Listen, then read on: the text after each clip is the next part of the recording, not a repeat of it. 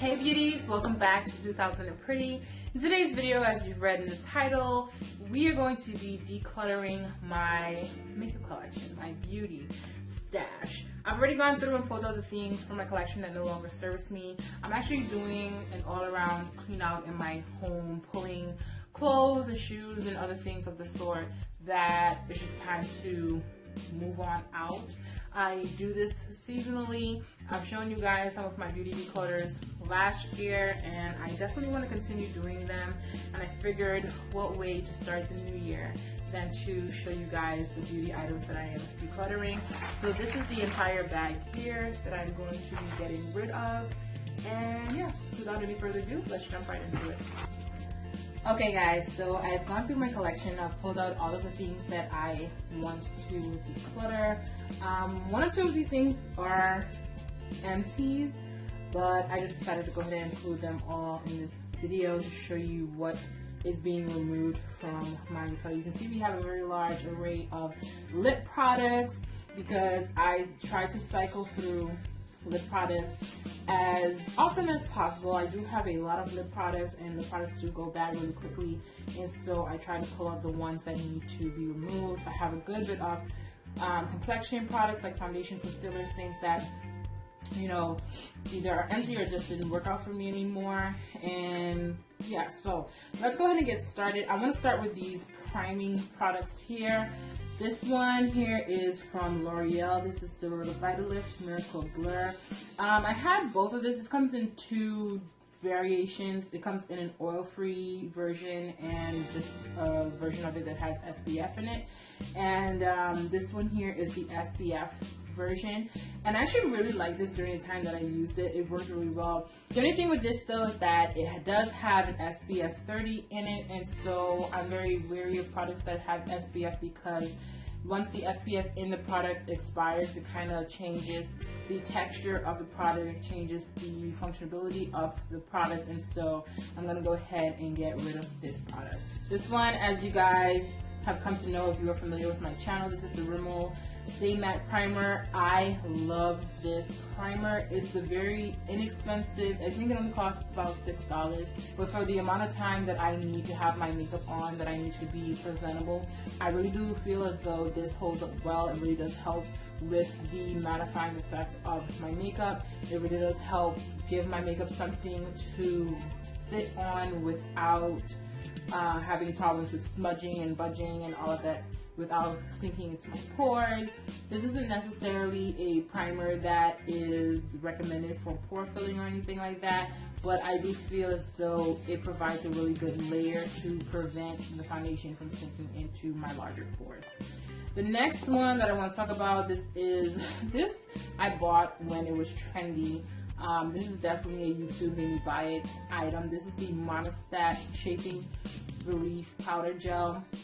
And this was something that when all of those silicone-based primers were very popular, this was one of those things that we purchased because it pretty much had the same ingredient list that the Smashbox, I'm not sure what that primer is called. It had the same ingredient list that the Smashbox primer had, and so this was all the rave at one point. I did use it to a good extent, and I did feel as though it did a good job at filling the pores and doing all of that, but then it just came and went. I didn't use it anymore, and then it kind of just sat there in my collection. And so yeah, now it's just the time to get rid of it. I want to move on to these LA Girl Pro Concealers. This is another YouTube made me buy it thing. I do not like these. I don't understand what the hype is for so many people. And I'm sure that they work well on some people, but for me, they just did not do it. They would get really patchy, really uneven, and they would separate. Overall, these were disappointing. They did not live up to the hype, and yeah, so I'm getting rid of them. Then I have foundation products. This one here is the Revlon Color Stay Wit Foundation. I really enjoyed this product, but I had two of these. I finished one completely, and then I moved on to this one. The problem that I have with this is that the cover, the plastic black cap for it always cracks. And yeah, I'm left with this, but then it's like this also cracks, and then air gets into it, it changes the consistency, it causes it to oxidize in itself. And after a while, I just don't want to put this on my face. It has definitely oxidized, and I really like this. It's a good foundation, but I think that the packaging needs some work. I think it's just too bulky, it's too big, and the cap is really cheap. And so ultimately, it ends up breaking, and yeah, there's not very much that you can do to save it. The next thing that I used up completely, this is the Revlon Color Stay, the regular Color Stay in just the liquid form. This is the combination oily skin formula. They do have a normal to dry skin formula, but this is the one that I use. My shade in this is Cappuccino, and this is an awesome drugstore foundation. Unfortunately, as I've mentioned in older videos, I don't shop Revlon anymore. I don't know, Revlon just doesn't call to me anymore. I do love this foundation, but Revlon as a brand just doesn't really call to me. Next, I have this CoverGirl Queen, the All Day Flawless 3-in-1 foundation. This is the brown skin girl version to the 3-in-1 that has the blue nozzle. So this is a line that runs in deeper shades that are better suited for women of color.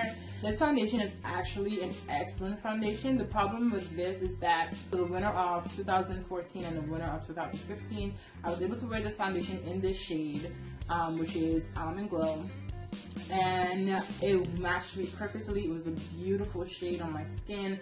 It held up really nicely. Just every good thing that you would want from a foundation, especially a drugstore foundation, it just held up to the standard, and I loved it. And so when I repurchased it in Almond Glow, and I purchased it when I ran out of my second bottle. So this is my third bottle of this.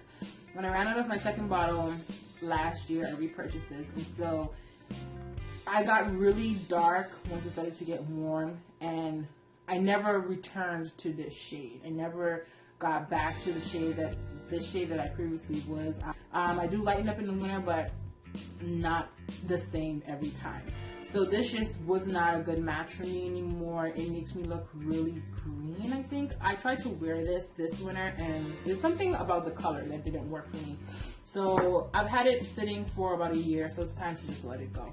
The L'Oreal True Match foundations, these were amongst the earlier foundation purchases that I made for makeup, and these worked really nicely. I have two shades, N8 and C7. This one is completely empty. This one is almost empty, and they served me well, but they no longer have a place in my collection. They don't work anymore for me.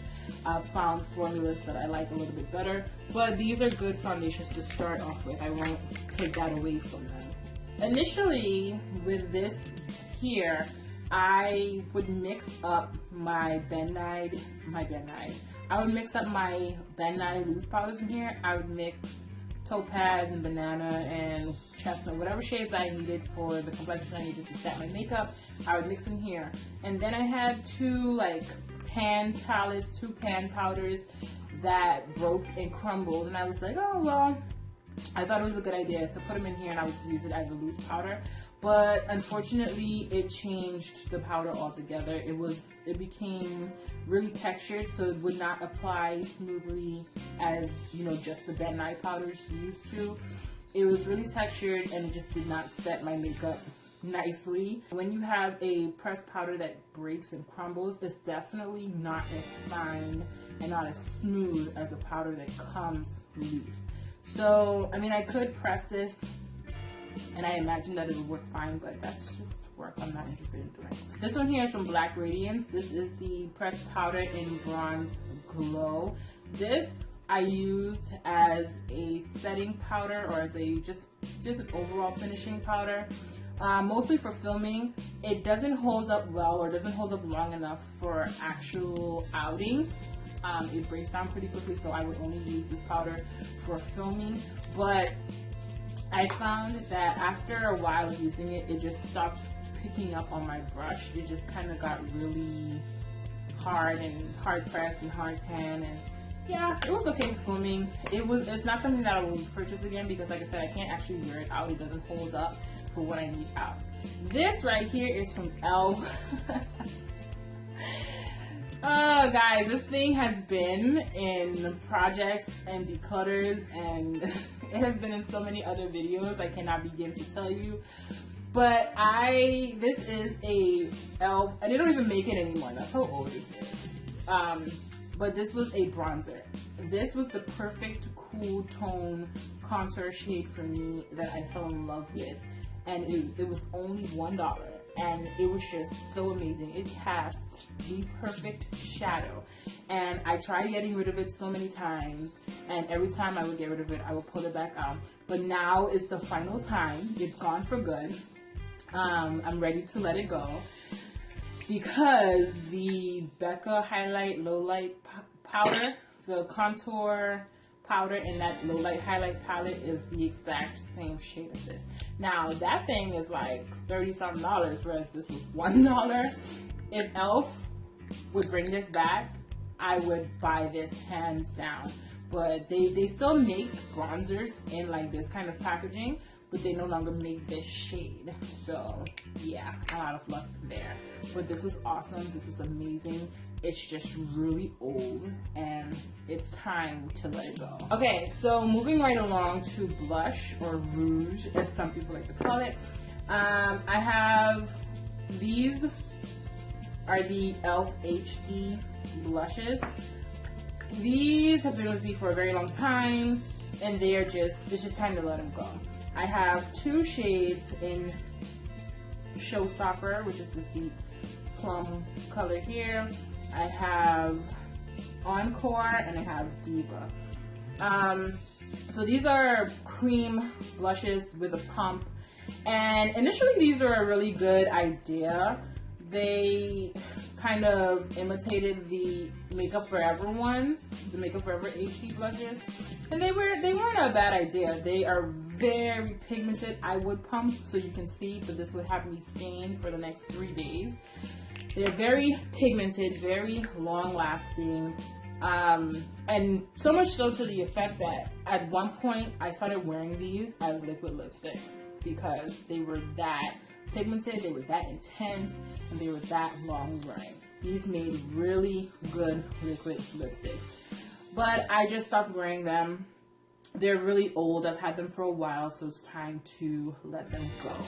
I have the Revlon Photo Ready cream blushes, I guess these are.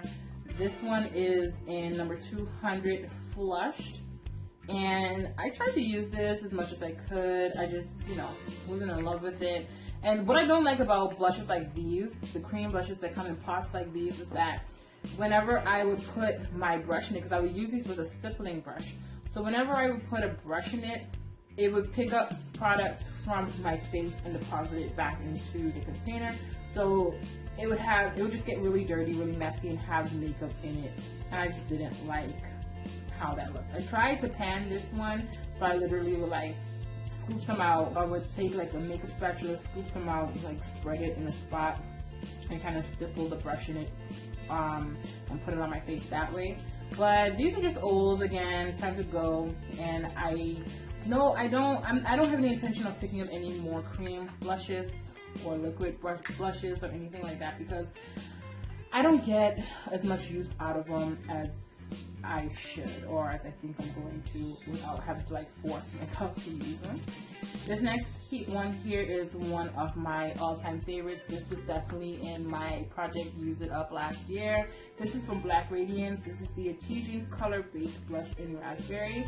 The only reason why I'm getting rid of this is because it's old. I love this raspberry blush. I'm absolutely going to pick up a new one. No lie, I used this almost the entire year of 2016. Like, this is my most used blush, and I just could not hit pan on it. You can definitely see it receding from the clay pot along the edges. But I tried to pan this and tried to use it. I definitely thought that I could use it in a year. And without fail, 90% of the time that I wore blush, I wore this. And I could not hit pan on it. But it's old. It definitely has a layer over it from just use, and it just needs to be retired. I love it. I'm going to pick up another one in this very same shade because even though I did use this the entire year, I'm just not tired of it. It is beautiful. It's a beautiful shade against my complexion, and I'm going to pick up another one, and I'm going to pick up some other shades, and I am going to pick up the bronzers that come like this as well, because those bronzers I can definitely use as highlighters. So I'm gonna repurchase this because I enjoyed it that much. Let's move on to liners and mascaras. Oh, I do have one brush here. This is an H&M blending brush. It says crease blending brush. This was either $1 or $2 from H&M, and feeling it against your finger, it feels like it's gonna be a really good brush. And I did try to use this for a few months. The problem that I have with this is that it's so scratchy. It does a good job of blending, I won't deny that, but I hate the scratchy feeling against my eyelid. I just kind of feel like the scratchiness is just aging me. Yeah, I just did not like the way it felt. This one here is the Urban Decay All Nighter Eyeliner. I love this. I used it completely up, like this, literally just that little nub that fell out right here. I used it completely up, and it's a great eyeliner. I loved it, and I would probably repurchase it. This one here is a sample of the Kat Von D Tattoo Liner. This was so good. This is in the shade Trooper, and this was so good. I got this, I believe, in a Sephora Play box, and I would definitely repurchase this because this liner was so easy to use. It was so smooth. This is definitely something I should have remembered to include in my 2016 favorites, but I forgot. But this is so good. I used it completely up, and this little sample lasted me a good while. I have this pencil here from Wet n Wild. This is the Color Icon pencil in taupe. Nothing wrong with it except for the color. It's just not a color that I will get much use out of. And I have had it for a long time, so it is pretty dry, but there's that. The shade Moisture Ultra Curl and Define Mascara. You guys know that I love this. I love the tiny little bristles. I love how they grab my lashes and how they coat them, and I think that this is amazing, and when I see it in the store I will pick up another one. It's just that I used it up, it's gone, and that's it. This here is from Maybelline. This is the Master Graphic by Eye Studio liner. With liners like these, my L'Oreal one does this also, but with liners like these, I hate that this plastic cap doesn't stay with that. So yeah, this liner had so much potential, but I find that with the shape of it and everything, after I was done with one eye, because of how it's shaped, it could not get enough ink to drain to the tip properly so that I can line my other eye. So I just think it's just a manufacturing issue, but it is really black, it is really nice. I just didn't think it did enough.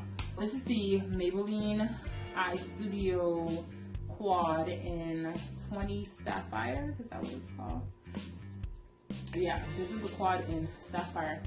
These quads are beautiful. I have two others that I love. I think they are beautiful. The shades in this, flawless. They are beautiful. I got a really nice eye look out of it today. But here's the thing. I don't wear blues enough to keep this. And I have a few other palettes that have blues in them that I am more likely to pull for than I am this. I've had this in my collection for a good while, and honestly, I don't reach for it. I've reached for it only a handful of times. It's pretty much still like brand new. I don't think I've ever even used this black shade in the palette. I know I've used the other three, but yeah, I don't reach for it, and it grieves me a little bit to have to declutter it because it is so beautiful and the formula is so good. It is a really nice formula. Hopefully I can find someone that wants it because it is a good palette, but blue is just not something that I reach for enough. Maybe once in a blue moon. I reach for blue, and I have other blues in palettes that I would gravitate towards more than I would to this. So that is the only reason why I'm getting rid of this. I have 2 perfumes here. These are Mariah Carey perfumes. This one is an authentic Mariah Carey perfume. It's just not a scent that I like. I don't like them. I don't reach for them. So, bye. And now, on to the lipsticks. I have all of these Ulta brand liquid lipsticks. I bought all 8 of them when they first released. And this is before I had any real experience with liquid lipsticks, or, you know, I didn't really have much expectation from them. And when I first bought them, I really did like them. They did take a little bit of work. They literally take about half an hour to dry down. Overall, I liked the color. I like the color range, but after having experienced better quality liquid lipstick, the care and nurture and dedication it takes to wear these, I'm just not that committed to it. I have other things that work better, that dry down quickly, that stay longer, and this just takes too much work to maintain. I have 2 lipsticks here that I'm letting go, not by choice, but because they broke. These are both by Milani. This was a Milani limited edition lipstick. This is an Enchanted Ruby. It was that beautiful, that perfect burgundy shade. This one broke, and I tried to like scoop as much of it out of the tube that I could to use, but it's just time to let it go and move on. Similar story, this is Matte Confident. This is definitely something that you can still get. It's a permanent item, and I have repurchased it. Yeah, what can you do? I have these Revlon, well, this one's not Revlon, but I have these Revlon Color Burst Matte Bombs. I thought I had the Lacquer Bombs too, but I must have gotten rid of those already. This one is in the shade 220 Showy. This one is in 205 Elusive, and this one is in 245 Audacious. So these were fun, you know, during their time. But I do think that they've just gotten old, and they don't apply as seamlessly as they once did. I really like this mauve color here, surprisingly enough. I liked all of them. All the matte ones especially, I really liked. But like I said, they've just gotten old. They don't perform like they used to. They don't go on as smooth and as nice as they once did. This one here is from Jordana. I don't remember the name of it because it is completely wiped off the tube. I don't remember the name of the line or the name of the shade. And I think I used a pretty good amount of this. I think I grew out of this color more so than anything, because I found that it would go from a really nice subtle pink to this really flamboyant pink. And that just didn't always look good on me. But I did enjoy it. It was fun. We have this lip gloss, this Revlon lip gloss. I used to have a whole lot of these, and I would use them all the time. And I really enjoyed these lip glosses. I had a lot of Revlon products that I used to love. And this one, again, is just old. It's just time to go. I think I got about halfway through the tube, and I think now it just smells old, so it's time to go. Then we have some Wet n Wild lipsticks. Wet n Wild lipsticks expire really quickly, so I find that I have to filter through them pretty fast, which is a shame. Sometimes before I even get to actually using a Wet n Wild lipstick, it has already developed like white fuzz on the outside. And if you didn't know, whenever your lipsticks are developing any kind of white fuzz around the lipstick bullet itself, that is called lipstick mold, okay? It has just a layer around the bullet that is pretty textured, and it looks like it's sweating. But it's not water. It's not water bubbles. It's actual like pigment, and it's an actual film. And that is lipstick mold. Sometimes it's the color of the lipstick, sometimes it's white. And I find that that happens a lot with the Wet n Wild lipsticks. So be cautious of cheaper lipsticks. Yes, Wet n Wild lipsticks are affordable. They are $1.99, and oftentimes Wet n Wild has a 40% sale, so you can get them for almost nothing. They're affordable. The pigment is amazing. It's really packed with pigment. But the offset of that is that they go bad really quickly. They do not hold up. They do not last as long as a more expensive lipstick. Even a more expensive drugstore lipstick, they don't last as long. So yeah, that's that. And again, Wet n Wild lipsticks, these are the dollar line. Just shades that I am over. That's all. No big fuss or explanation to it. It's just time for them to go. This one here is from Nicki K. These were, again, starter lipsticks. They were okay to begin makeup with from the beauty supply store. Cheap packaging, cheap lipstick. I think it was only $1 or $2, so worth that. And this here is an Avon Ultra Color Lipstick Sampler. I'm just never going to use this. Someone gave this to me and I took it out of courtesy, but I'm just not going to use it. So I'm going to get rid of it. Alright, so this is the bag of everything. I am decluttering. A lot of things are just really old and time for them to leave my collection. One or two things in here are things that could have possibly been passed along, but I'm just going to get rid of all of it. It's kind of freeing to be done with all of this stuff. So that's it for this video. Thank you guys for watching, and I hope you enjoyed my declutter. Check my description box for all of my social media links, and feel free to leave a comment. And I will talk to you guys in the next video. Bye!